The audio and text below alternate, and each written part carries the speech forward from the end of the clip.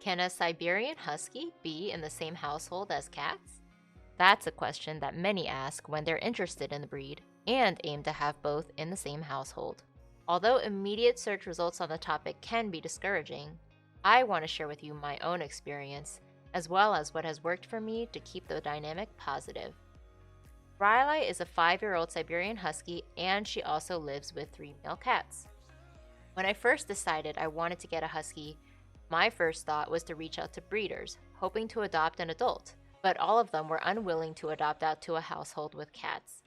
Because of this, I figured the best course of action was to get a puppy so they could become accustomed to cats from a young age. Since Rylai was my first experience with a dog, let alone a puppy, there were many moments where she was too rough with her play on my first cat, and I wasn't firm enough to put a stop to it. Eventually, after doing a bit more research, I decided I wanted to change my approach to things. The 3 stages I'm about to mention are the same steps I took with Rylai to get her to her current mindset. The first stage is breaking the cycle and how your dog reacts to their presence. In this clip, you can see that the dog's reaction to the cat's presence is excitement and too much fixation. On the other hand, in this clip, you can clearly see that the dog is relaxed and calm, and when the cat walks into the room, she looks, but there aren't indicators in her body language that shows that she's excited or overly eager to the point where it needs to be disrupted. Taking note of these differences while you're still getting your dog accustomed to cats is extremely important. Next, your dog will enter an avoidance stage. Because the negative reinforcement has been consistent, they now have to choose an alternative reaction to the cat's presence.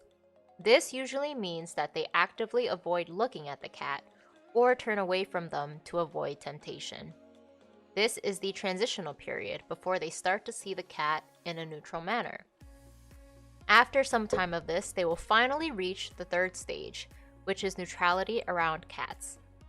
They've grown accustomed to the cat's presence and have learned to react positively by being neutral and simply coexisting. The ultimate goal is for your dog to not see their presence as something special where it needs to be fixated on. We're simply teaching our dogs to ignore their presence or not think much of it. With new cats joining the household, there will always be a brief excitement period at the start, which was something I saw in Rylai when I first brought Bao home. But after a few days of mainly observing him, she grew accustomed to his energy and his presence. I have found this method to work very well for my pets, as well as the dogs I've worked with in the past. One thing to keep in mind is that this is definitely a long-term process, so patience is necessary. If you have any questions, please feel free to ask them in the comment section below. Thank you so much for watching.